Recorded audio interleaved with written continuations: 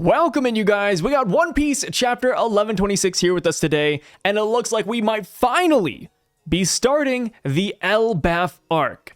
And I say might because it's not exactly confirmed yet. So I'll get to that here in a second, because first we have to start things off chronologically, and we're gonna kick things off this week with the cover page story, because we see that Yamato has taken notice that more people have been getting kidnapped from around Wano. You guys heard that right. More people are going missing. What the hell is going on here? Right, 3 weeks ago, one girl almost got kidnapped, but Yamato saved him. And then last week, we saw that Minatomo went missing. And now this week, we learned that people around Curry are going missing too. What is going on? Right? Is this the work of a serial kidnapper? Is this the slave trade coming back into Wano? Or is this something more sinister and has to do with Orochi or Blackbeard or somebody of that sort? Because this is becoming wide scale. And the reason why I bring Kaido and Orochi into the equation, even though Orochi is dead, right? It's simply because Yamato's journey thus far has kind of been a mirror of Oden's journey in, some slight ways. So we know that during Oden's journey, people were also getting kidnapped. And then we later come to find out that Orochi was the one kidnapping them. And he used them as leverage against Oden. And that's why Oden ended up dancing naked on the streets of Wano. So maybe the same thing is happening here. Maybe this is the work of an emperor of the sea, or maybe even a corrupted daimyo. I just don't really know. Like, Wano has only been at peace for maybe a month, and they're already going through shenanigans yet again. So I'm super curious to see what's going to happen here. And the hard part with this is that when it comes to the slave trade, there's only one prominent character that I can think of right off the top of my head that excels at it, and that would be Blackbeard. Because we saw his supply firsthand when Garp visited Hachinosu, right? Kobe broke out of the chains, and then right behind him were a bunch of slaves. So maybe this is like a Blackbeard pirate member trying to kidnap people and bring them to Blackbeard. I don't know why that would be, since Wano is like the hardest place to get to. I feel like if you wanted to kidnap somebody, you'd kidnap somebody a lot easier. But then again, when you go back to those Hachinosu chapters, Blackbeard did have a lot of different races, in supply, which is kind of a crazy way to put it. But he had a lot of different races as slaves. So maybe he does look for exotic people. And maybe Wano is a hot commodity nowadays. So for a brief moment, let's play with this hypothetical. Let's say a very prominent character, an evil character, is kidnapping Wano citizens. What do they want to use them for? So, based off of the character 2 weeks ago, we saw that a young woman was about to get kidnapped, Minatomo, an old man, got kidnapped, and then this time around, more young women were kidnapped. It looks like they're not going after able-bodied men, so it doesn't look like they're kidnapping them for slave labor, per se. So I do think that these are hostages more than anything. So, in the Oden flashback, Orochi used the hostages to say, hey, Oden, you can't fight me because I have hostages, right? So Oden danced on the street naked. I don't think Yamato's gonna dance on the street naked, much to our dismay, but I could see Blackbeard or whatever character is doing this come to Wano and say, hey, we'll give you the hostages back if you give us the poneglyph or maybe even the ancient weapon. I think that could be the play here, but that's just me taking a stab in the dark. And I would love to hear what you guys have to say about this. What the hell do you think is going on here in Wano? Because this mystery gets amped up more and more each week. I thought it was a one-off thing. 3 weeks ago, I was like, oh, okay, one woman almost got kidnapped. Big whoop, right? Yamato scared him off. No big deal. We can move on. And then Minatomo goes missing, and then more women go missing. And it's like, all right, we got a serial kidnapper on our hands. I have seen some people saying that this could be the work of Kaido, since if he's alive, he should still be nearby. But the thing is that why would Kaido want slaves right now? Right? Because when Kaido had Wano under his control, yes, he needed slaves because he was running factories. But Kaido isn't running Wano anymore. So in his position, he would need no slaves. He needs his crew back. So I don't think it's Kaido. I don't think it's Big Mom. I feel like this definitely has to be the work of someone else entirely. So now, on to the chapter, we see that the Giants and the Strawhats are celebrating after their Egghead Island victory. They're eating meat, they're having fun, and they're drinking some really questionable absinthe. So I'm sure you guys might have heard of absinthe before. It is something that does exist in reality. But yes, in the One Piece world, they call it green fairy, which is also what they call it in a lot of fictional stories and in Norse mythology. So yes, green fairy is what they are drinking. And they say, hey guys, maybe we shouldn't drink too much of this because, just like in reality, it causes hallucinations. And you know that's a recipe for disaster, because after Sanji and the Giants talk about Green Fairy, the next 5 to 6 panels are the Straw Hats and the Giants drinking and living it up, you know? They heard the hallucinations and they said, sign me up, brother. And yeah, you know, they party it up, and I can't blame them, even though this is obviously a bad decision. In the heat of the moment, right, they're celebrating. They just got off a long-winded battle against the Marines. They survived a Buster Call, for God's sake. So yeah, why not have some fun? But that is what leads us to a crazy, crazy plot development. So I'm going to go ahead and skip to the end of the chapter right now so that we can keep this whole section nice and tidy. But yes, they wake up 2 days later, which granted, we don't know how many days have passed since the beginning of the chapter, but 2 days after the Egghead Island incident, the Thousand Sunny, Luffy, Sanji, Zoro, Nami, Usopp, and Chopper go missing. They wake up and these guys are nowhere to be found. What the hell happened? What the hell happened here? You know, the Giants are saying, hey, we can't go back to Elbaf right now. This is a disgrace. We can't leave them behind. You know, Robin's over here joking about these guys being eaten by fish. You know, Frankie entertains it for a minute because he's like, well, you're right. You know, these fish are kind of big. You know, the Thousand Sunny's kind of small compared to these guys. And yeah, it's crazy to see that this is happening here. Obviously, Bonnie, Kuma, and Lilith, they're A-okay because they're currently on board the giant ship, which is actually named Eirik, which is a brand new name we got this chapter, which I think is an amazing Norse name.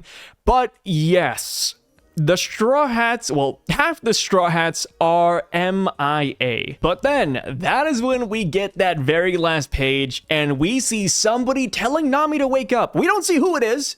You know, is it Luffy? Is it Zoro? Is it Sanji? I don't think so, because in that very first panel, it's completely blacked out, right? Oda left that person ambiguous for a reason, so I don't think it's one of the Straw Hats, but they say, hey, Nami, wake up.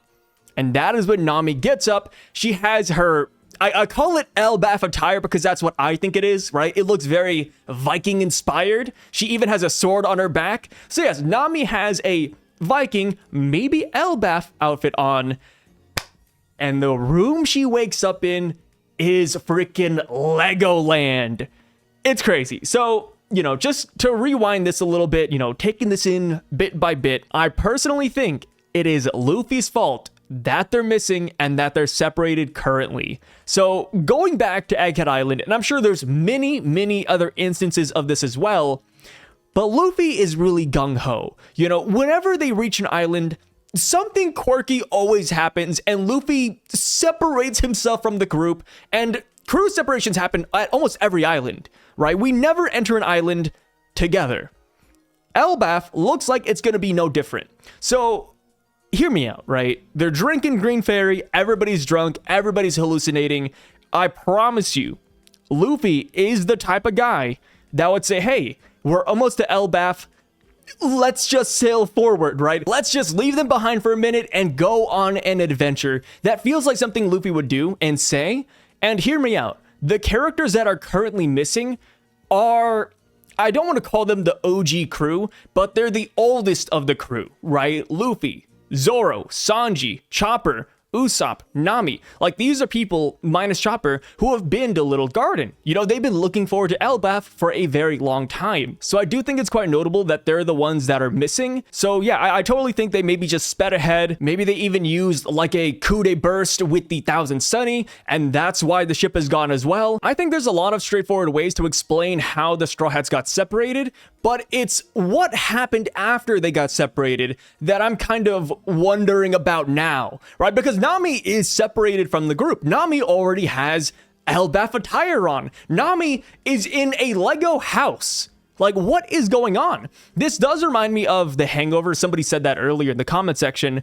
But yeah, this does remind me of The Hangover, where we wake up the day after a long night of drinking and we try to backtrack and piece together everything that happened. And I do think that will be a lot of fun. Another thing that people have been pointing out is that the Straw Hats that are missing are actually the Alabasta 6 as well. So this could be opening up the door for Vivi to make a reappearance on Elbaf, which is something that people have been theorizing about for quite some time now too. So as far as Nami's room goes, so people have been pointing out that this is a human-sized room, so this can't be Elbaf. I would argue the opposite.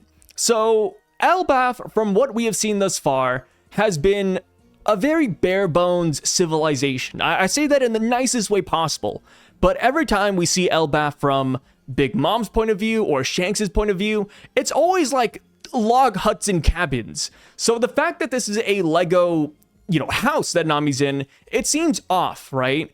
But when you consider Legos, Legos are usually meant for kids or adults that have really cool hobbies. So with that being the case, what I'm kind of imagining right now is that maybe there's a giant kid out there who saw Nami, thought she was a doll, and put them in a toy Lego house?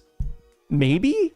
But then again, we don't really know what Elbaf is like yet. We don't know what the capital looks like. We don't know what the castle looks like. So there is a chance that, at the center of Elbaf, where all of the nobles live, or the noble giants live, maybe they have Lego houses there.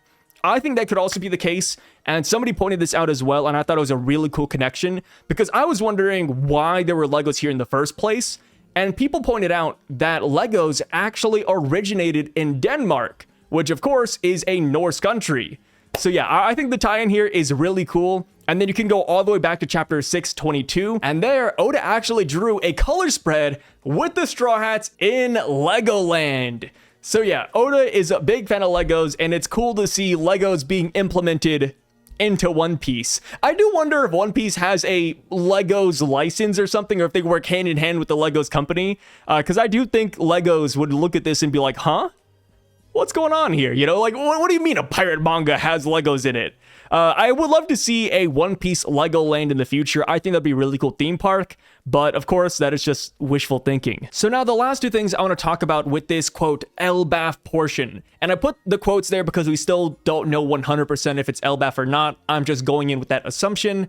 But Nami is separated from the group, and I feel like this could be meaningful, because we do know that Loki is a lover boy, right? He's a certified lover boy. He tried to marry Lola. Lola turned him down. Lola's best friend is Nami. So maybe Loki is trying his hand at marriage with Nami. And even if this isn't the case, I do feel like Nami would easily be able to manipulate Prince Loki simply because she does have that Lola connection. I do think the Lola connection will play a big role in this arc simply because Loki was in love with her, right? Nami could easily say, hey, Loki, Lola told me this, or Lola said you do that for me. And then Loki, being a lover boy, might just follow Nami's orders.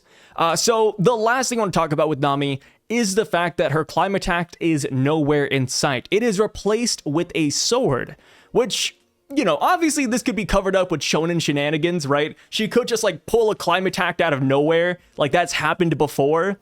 But there also exists a reality where she uses a sword in combat. And not just her, but maybe all of the Straw Hats start using swords and spears and, bows and arrows like the Norse Vikings, which I think would be amazing, because we did see in Who's Who's silhouette of Sun God Nika, Nika had a spear and a sword. Imagine we cut over to Luffy and he has a spear and sword.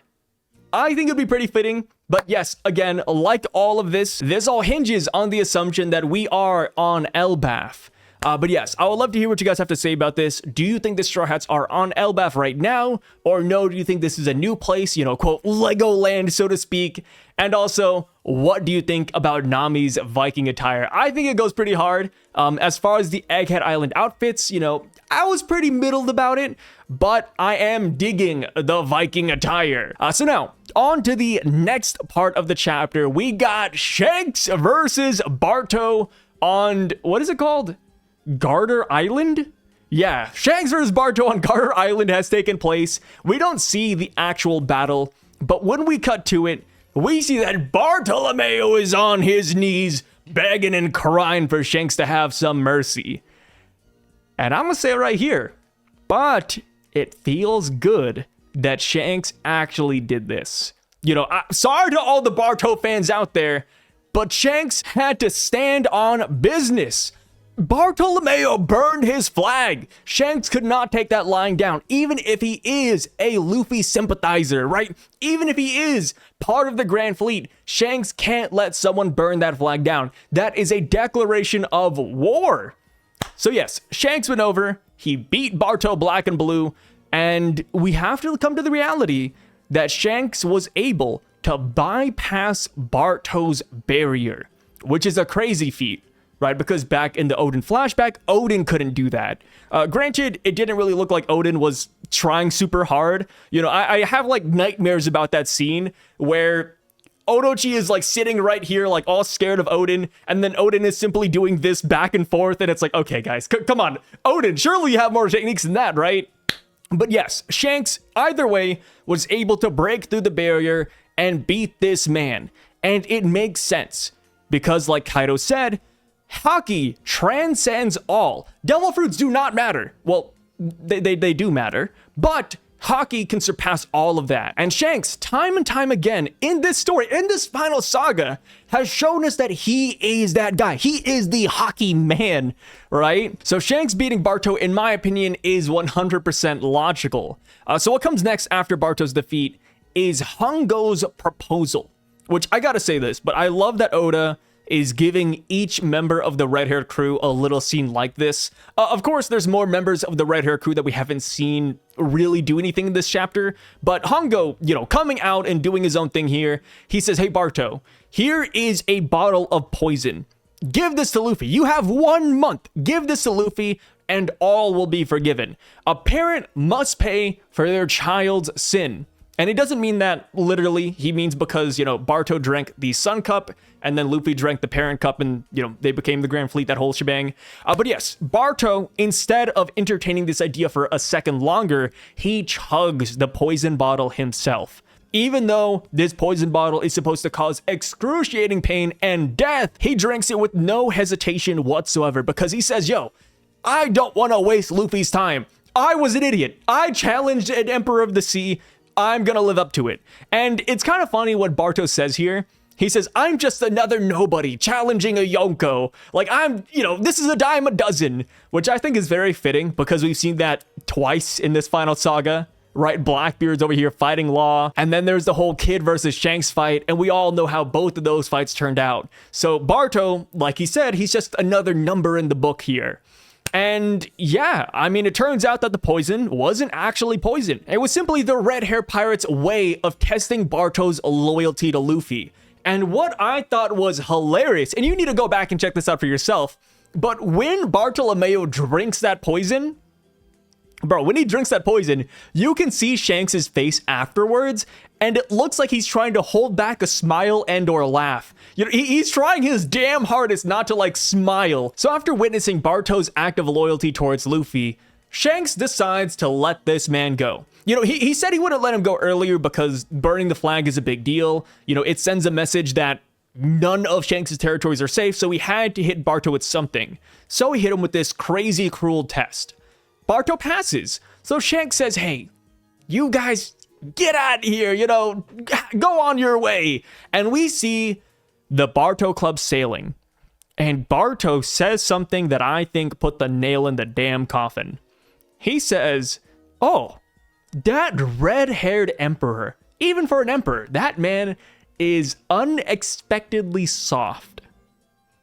Barto, they can hear you, my man. Don't say this. So after this happens, you know, we see Ben Beckman and Shanks, and, you know, Shanks is smiling that Luffy has such a great Nakama, but Yassop butts in.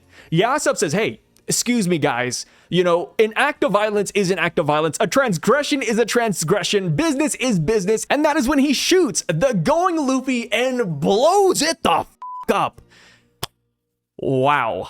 So earlier, like 10 seconds ago, I mentioned that Barto put the nail in his own coffin.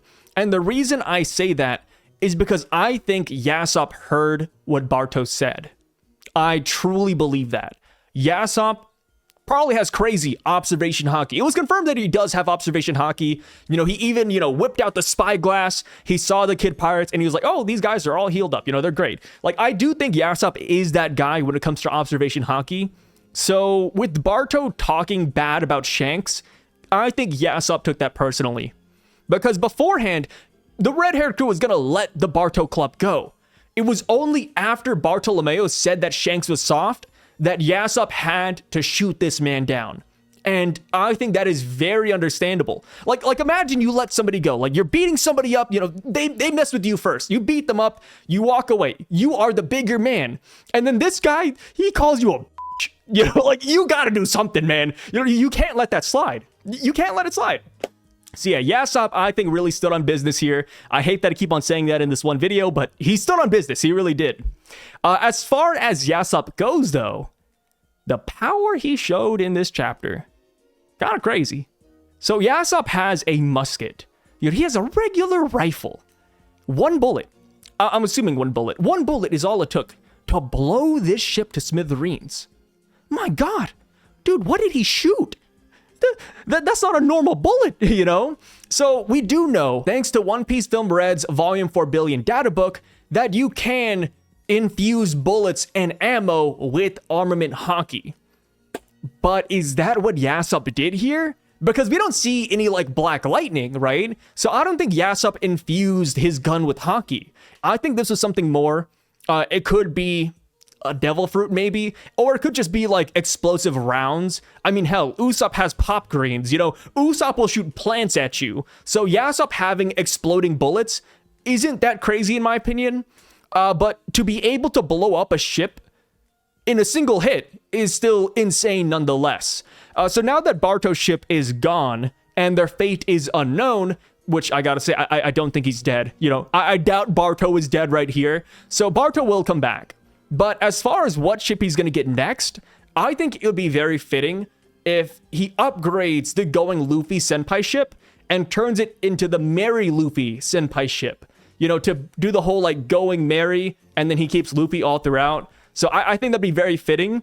And instead of having the Going Luffy, you know, cursed figurehead, instead, he turns it into the Gear 5th figurehead. I think that'd be really nice, and it could even be like a copy of the Thousand Sunny as well, because the OG ship was actually a copy or loose copy of the Going Merry. So Thousand Sunny, I feel like there's so many chances here for Barto's next ship to be an absolute hit. I guess the main question to ask now in regards to the Barto Club is simply, where will they get a new ship built? And the same could be asked for Law's crew and Kid's crew, because if they make a comeback later on, they need another ship. Is there a shipbuilding city like Water 7 in the New World? That's kind of what I'm wondering right now, and I do feel like if there were to be a place like that, it would be Elbaf. You know, because Elbaf should have the Atom Tree there, and we do know that the Thousand Sunny is made out of atom wood, you know, the Oro Jackson was made out of atom wood. There's a lot of ships that would love to be made out of atom wood. So I could see Elbaf getting their money that way. You know, maybe there's like a side of Elbaf where they just constantly make ships with atom wood, and that would be pretty hype. You know, maybe we could see Barto pretty soon. Same with Kid and maybe even Law. But like I said, that is just wishful thinking. But I would love to hear what you guys have to say about this whole segment. What do you think about Shanks versus Barto? Did you like how this all went down? Did you wish we saw some of the fighting, or no? Are you on the complete opposite end? And do you wish that this fight never happened in the first place? Because there are some people out there who thought that Shanks, for some reason, even though he said that he had to deal with Barto, thought that Shanks wouldn't do a goddamn thing. So now that this all happened, I would love to hear all of your guys' opinions down below as per usual. And also, quick plug, but check me out over on Twitch and on YouTube at Syvduck. I stream almost every other day, and I post once every 2 to 3 days on the YouTube channel.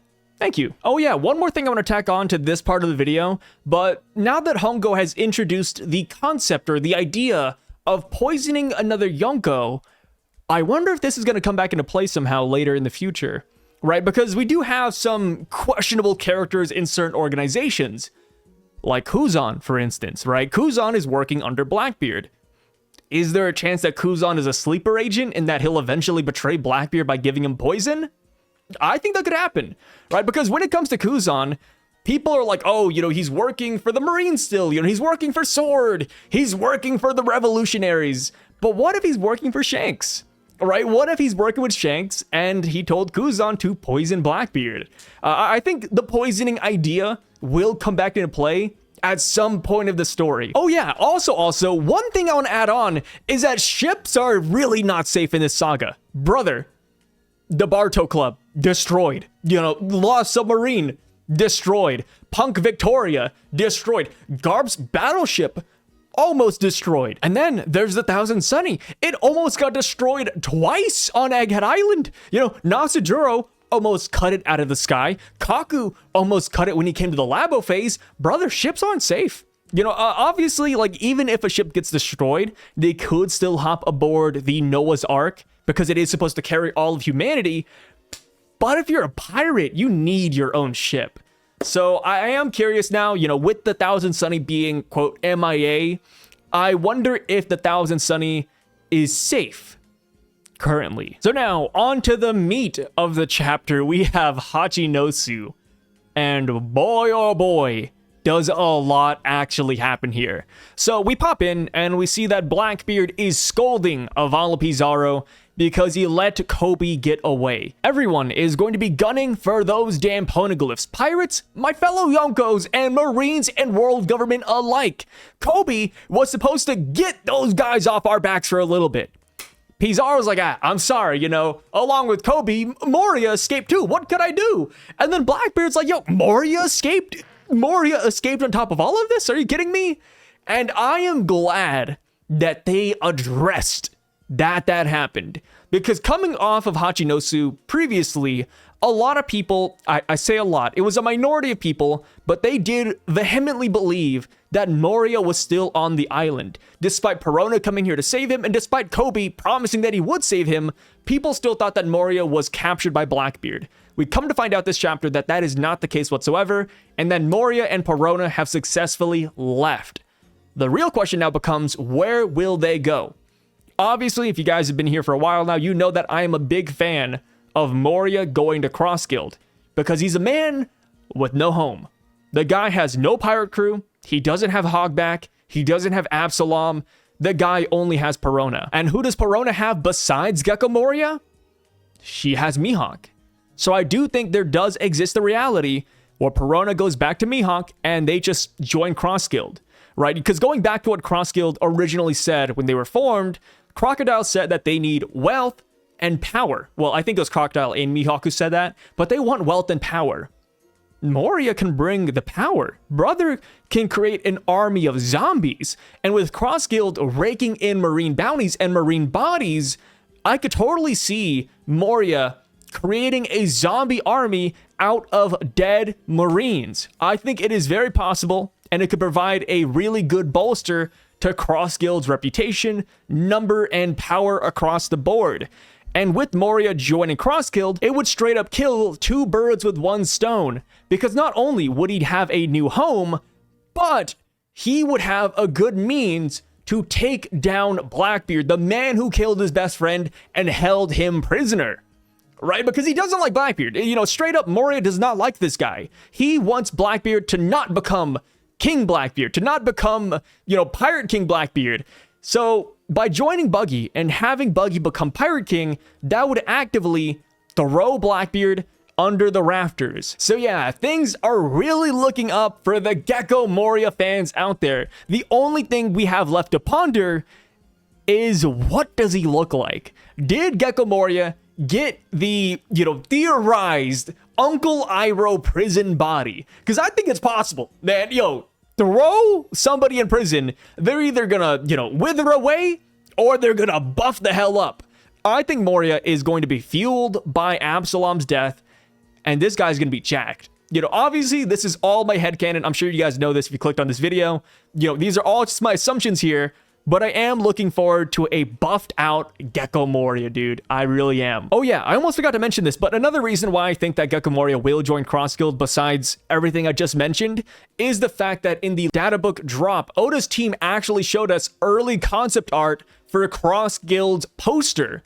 And alongside Buggy, Crocodile, and Mihawk was Perona. Perona was the fourth leader of Cross Guild. Obviously, they did not go with that. But Oda's team did follow it up and said, oh, these were his original ideas. Is Oda still adding people to Cross Guild? Is this still a possibility? They ended this with a question mark. So since Oda has already played with the idea of adding Perona into this, I think, canonically, adding Moria into this with Perona, it's a no-brainer, in my opinion. It really is. Hopefully, I still have an image here to show you guys I'm not making that up. But yeah, Moria for Cross Guild 2024. So while Blackbeard's crew may have let 2 people get away, they let Kobe and Moria escape, we still got 2 brand new people under Blackbeard's thumb. Those 2 being Garp and Pudding. And holy crap, dude. When I saw that Garp panel, I was like, yo, if this guy was at full capacity, dude, he looks like a guy that'd break out. You see him chained up there? My God, I would not trust those chains with my life, man. I would not go down there. I'd be afraid Garp's just gonna rip those chains off the wall because the guy doesn't have a devil fruit. He's not being physically, well, he's being physically held down. He's not being drained of his energy. No. Dude, once those wounds heal, who's to say he just doesn't break out on his own? Yeah, Garp being held up is crazy, and Blackbeard just praises the hell out of Kuzan for this accomplishment. But Kuzan, he reels it back a little bit. He's like, yo, we were barely able to take this man down as a group. So yeah, we get more Garp hype even though the fight has ended, and it's always good to see this, right? It's always good to see people put respect on their opponent's name like this, so it's nice. As far as the other person Blackbeard has under his thumb, Pudding. Pudding, literally under the thumb, brother. Blackbeard's over here hugging her, he's got her around the arm, and I'm just like, my God, if only Sanji, Big Mom, or any of the siblings were here to witness what's happening to Pudding, there'd be a war. There'd be a war. So I am expecting Big Mom to make a move on Blackbeard in the future, because here's the thing, right? If Big Mom did survive Wano and survive the volcano, then she would want Pudding back in her crew, because not only is she her daughter, but Pudding is a member of the Three-Eyed Tribe. Pudding can read the ancient text. She could probably work with the ancient weapons or read poneglyphs. So I definitely think Big Mom will eventually fight Blackbeard for Pudding. And hey, Pudding even said it herself, right? She said, hey, Blackbeard, you're going to regret kidnapping me if Big Mom is alive. And that stands true to this very day. So I would love to see the Big Mom Pirates versus the Blackbeard crew, because the Big Mom Pirates, man, they got some heavy hitters, right? We got Smoothie, Daifuku, Cracker. My God, I think it'd be a lot of fun to see. And I am just wondering, where the hell is Big Mom right now, right? Because last we saw, outside of Big Mom, when it comes to the Big Mom Pirates that were off the coast of Wano, Oda did hide where they were at. When we saw Smoothie and Mont Dior, Oda whited out the background. We couldn't tell if they were in Wano still. We couldn't tell if they were sailing or at home. So the Big Mom Pirates are just a giant question mark right now. So now the last thing we get in this chapter is a much needed Lafitte update. It has been so long since we've seen this guy. People have been theorizing where he's been at, and this week we finally learn what he's been up to. And one thing I want to point out is that with Lafitte's reintroduction, we still do not know what devil fruit this man has. For every other member of the Blackbeard crew, Oda has gone out of his way in this final saga to show us what they have and tell us what they have. Lafitte is still a mystery on that front. But yes, Lafitte is currently at Umit's headquarters. It's either Umit or Umit.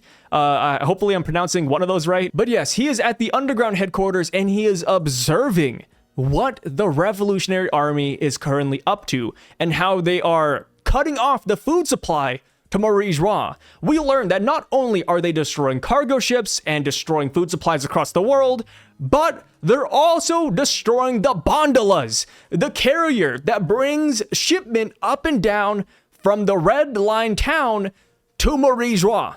Genius. And that just shows you how bad it is to isolate yourselves on the top of the world, because it's hard to get up there. You can't exactly just pass somebody a bowl of soup. No, you have to send it up an elevator. So yeah, I think it's pretty crazy how the revolutionaries are acting here, and it's kind of insane that this strategy is working.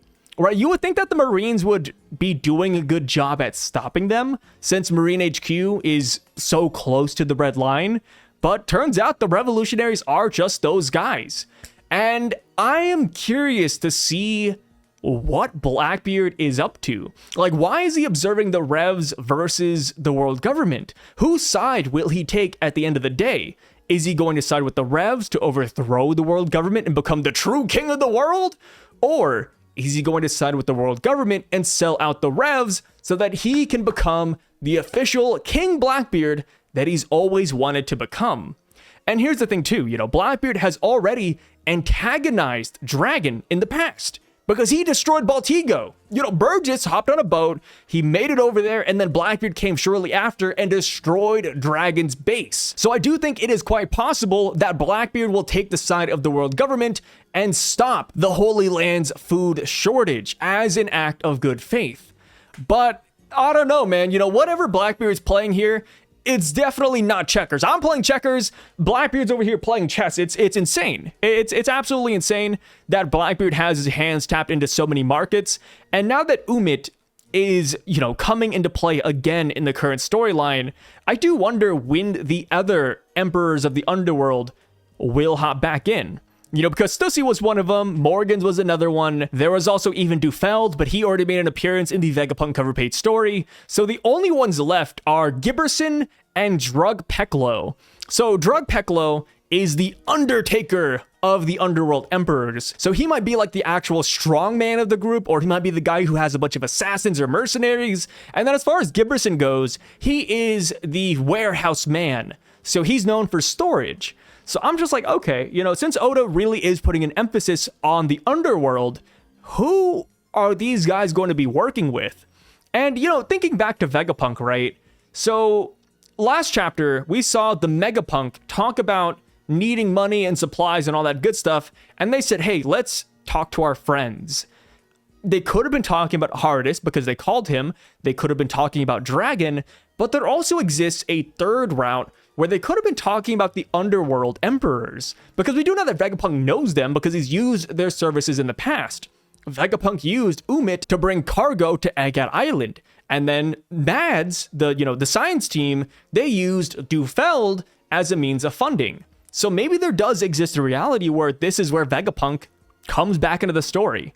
But I don't know, dude. Like, we don't know enough about the Underworld Emperors and who has connections to them to actually predict this accurately. So yeah, a lot of things are still up in the air here. And as far as Lafitte goes, Blackbeard tells him to start the preparations, and we don't exactly know what that means either. Like, Blackbeard, alongside the Underworld Emperors, he's a mystery, right? Does Blackbeard want to use Saturn's cosplay here? Is he trying to sabotage the Revs here? Because in the Lafitte panel, you do see ships burning in the background, and we don't really get too much context as to whose ships are burning. The revolutionary ships? The marine ships? We don't know, brother. We actually don't. One thing to keep in mind while theorizing what Lafitte is doing here is that Lafitte is known for his hypnotism and his light feet, right? He can infiltrate anywhere he wants. He can easily make his way up to Marie's Raw because he's done that in the past without anybody noticing. So maybe Lafitte brings food to the Holy Land, and yeah, they're like, hey, that Blackbeard guy, he's saving us. The Marines aren't doing anything. The Holy Knights, I don't know what the hell they're doing. I'm surprised the Holy Knights haven't acted yet. But yeah, maybe they look at Blackbeard and Lafitte, and they're like, okay, we need to hear these guys out again, right? Like, I know he's an emperor, but maybe we cut a deal. I could definitely see that being the case, especially if Blackbeard antagonizes Dragon one more time. So now, as far as the last part of the chapter goes, or the last part of this video, we have to talk about Caribou, because he has finally arrived on Pirate Island. And while that is nothing unexpected, one thing I do want to point your guys' attention to is that before Van Augur and Devon make it ashore to the port of Hachinosu, Pizarro comes down and he grabs the ship and he brings it to Blackbeard. And of course, that's a cool flex, right? It looks awesome. Caribou had a silly scene where he's like, oh, what is this monster? But one thing to keep in mind is that Pizarro says that the port has been really busy recently, so that is why he's picking them up. And what's fascinating about the port is that the port they're talking about is Rocky Port. We still have not seen that port yet. the Battle of Rocky Port happened during the time skip, right? That's where they defeated Wang Ji, Kobe was there, Blackbeard was there, Law was there. It was crazy. We didn't see it. And then we come to find out when Garp attacks Hachinosu that Rocky Port just finished being rebuilt. But we still didn't see Rocky Port while Garp was here. And here we have it. Avala Pizarro is picking the ship up so we don't see Rocky Port again. What the hell is there? You know, what is up with Rocky Port and why is Oda not wanting to show us that place? There's a chance that Rocky Port is literally just a port and it's nothing special, but maybe there's a statue there. Maybe it's special for some reason or has like a deep connection to Rocksteady Zebek since this used to be his island. But I don't know. But hey, thank you guys again for stopping by and checking out this video. Thank you for listening to me rambling and yap all this time. I really freaking appreciate it. Let me know what you guys thought about this chapter down below. I've said it like 10 times now, but your input, your theories, your suggestions or comments, they really do mean a lot. And we will be reading through those comments as per usual in the next couple of days. And yeah, with that being said, let me see. Do I plug anything? No. I don't plug anything. I already plugged it earlier, but I'll catch you guys later. Have a great weekend. Hopefully you enjoyed the chapter as much as I did. And it's here, guys. We're in Elbaf, I think.